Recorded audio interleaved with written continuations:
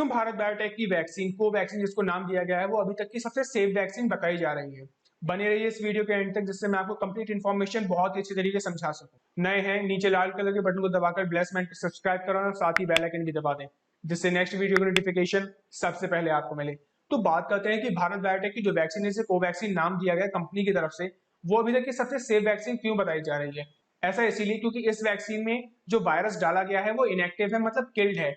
और उसमें भी पूरा वायरस नहीं डाला गया, उसमें सिर्फ और सिर्फ वायरस का स्पाइक प्रोटीन वाला पार्ट डाला गया है, वो भी किल करके। अब इसके फायदे मैं आपको बाद में बताऊंगा, पहले मैं आपको ये समझा दूं कि जो इनएक्टिव वैक्सीन होती है और एक अलाइव वैक्सीन होती है तो इसमें डिफरेंस क्या होता है। तो सबसे पहले बात करते हैं कि इनएक्टिव वैक्सीन होती क्या है। इनएक्टिव वैक्सीन में वायरस को किल करके डाला जाता है, उसमें भी उसका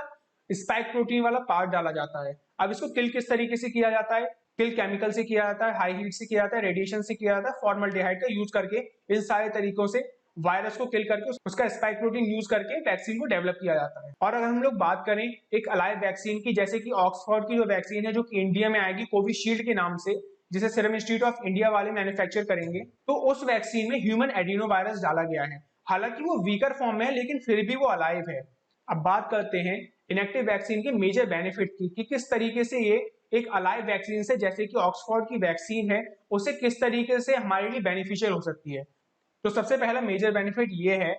कि जो इनएक्टिव वैक्सीन होती है उसका ट्रांसपोर्टेशन का खर्चा बहुत कम होता है इन कंपैरिजन टू एक अलाइव वैक्सीन। क्योंकि अलाइव वैक्सीन को ट्रांसपोर्ट करने के लिए, क्योंकि उसमें वायरस जिंदा है, तो इस वजह से उसको अलाइव रखने के लिए, उसको एक सही तरीके से रखने के लिए उसके लिए एक पार्टिकुलर टेम्परेचर उसको दिया जाता है, जिसकी वजह से वो वैक्सीन जो है वो अपने आप में सही रहे। लेकिन अगर हम लोग बात करें कि इनएक्टिव वैक्सीन की, तो उसके लिए इतना ज्यादा ध्यान रखने की जरूरत नहीं पड़ती है, इस वजह से उसका ट्रांसपोर्टेशन का खर्चा बच जाएगा। और दूसरी बात, इनएक्टिव वैक्सीन का जो शेल्फ लाइफ होती है, मतलब एक तरीके से आपको मैं बताऊं कि उसकी जो एक्सपायरी डेट होती है इनएक्टिव वैक्सीन की, शेल्फ लाइफ ज्यादा होती है, उसकी एक्सपायरी डेट लंबी होती है, जिसकी वजह से वैक्सीन लंबे टाइम तक रखी जा सकती है और ज्यादा से ज्यादा लोगों के लिए यूज की जा सकती है। और अगर हम लोग बात करें अलाइव वैक्सीन जैसे कि ऑक्सफोर्ड की वैक्सीन, तो उसकी शेल्फ लाइफ कम होती है क्योंकि उसमें वायरस अलाइव है, तो उसको जिंदा रखने के लिए, उसको अलाइव रखने के लिए एक पार्टिकुलर टेम्परेचर को सेट करना जरूरी रहता है। तो दूसरा सबसे बड़ा मेजर बेनिफिट ये है कि कोवैक्सीन इनएक्टिव वैक्सीन जो है वो छोटे बच्चों को भी दी जा सकती है और 60+ एज ग्रुप के लोगों को भी दी जा सकती है।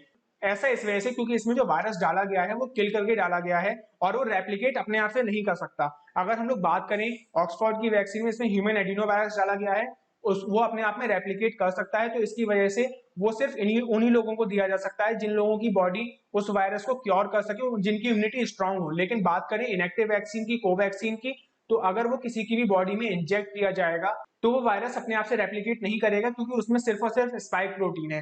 तो ऐसे में ये वैक्सीन उन लोगों को भी दिया सकेगी जिन लोगों का इम्यून सिस्टम वीक हो चुका है या जो पहले से ही किसी क्रोनिक डिजीज से सफर कर रहे हो, जैसे कि डायबिटीज या फिर एड्स वगैरह, इस टाइप की कोई डिजीज हो सकती है जिससे उनका इम्यून सिस्टम बहुत ज्यादा वीक हो गया हो with the course of time. अब इसमें ऐसा नहीं होगा कि जो इनएक्टिव वैक्सीन है वो वायरस की तरह नहीं जाएगी, हमारी बॉडी उस वायरस को, उस वैक्सीन को एज अ वायरस ही एक्सेप्ट करेगी और उसको क्योर करने के लिए रियल एंटीबॉडी डेवलप करेगी जो वो सेम कोरोना वायरस को क्योर करने के लिए डेवलप करती है। अब ये वैक्सीन हमारे लिए इस तरीके से भी बेनिफिशियल है कि हमारी जो बॉडी है उस वायरस के पार्ट को एज अ कंप्लीट वायरस लेगी, जिसकी वजह से हमारे जो इम्यून सिस्टम है वो इंड्यूस होकर सेम वही एंटीबॉडी प्रोड्यूस करेगा जो कि वो नेचुरल कोरोना वायरस को किल करने के लिए और क्योर करने के लिए डेवलप करता है, जिसकी वजह से नेक्स्ट टाइम अगर हमारी बॉडी कोरोना वायरस से कांटेक्ट में आएगी तो हमारी बॉडी पहले से ही ट्रेन हो चुकी होगी कोरोना वायरस को क्योर करने के लिए, जिसकी वजह से हमें नेक्स्ट टाइम जो कोरोना वायरस लगेगा वो हमें अफेक्ट नहीं कर पाएगा। लेकिन सबसे बड़ा मेजर ड्रॉबैक इस वैक्सीन को लेकर ये रह सकता है क्योंकि एक इनएक्टिव वैक्सीन है तो इसको एक्टिव करने के लिए पर्सन को बूस्टिंग शॉट्स देने पड़ सकते हैं। अब ऐसी बात नहीं है कि ये जो वैक्सीन है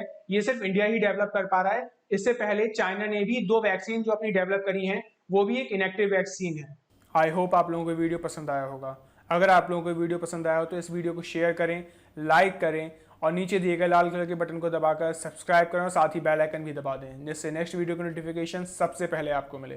till then, stay home, stay safe.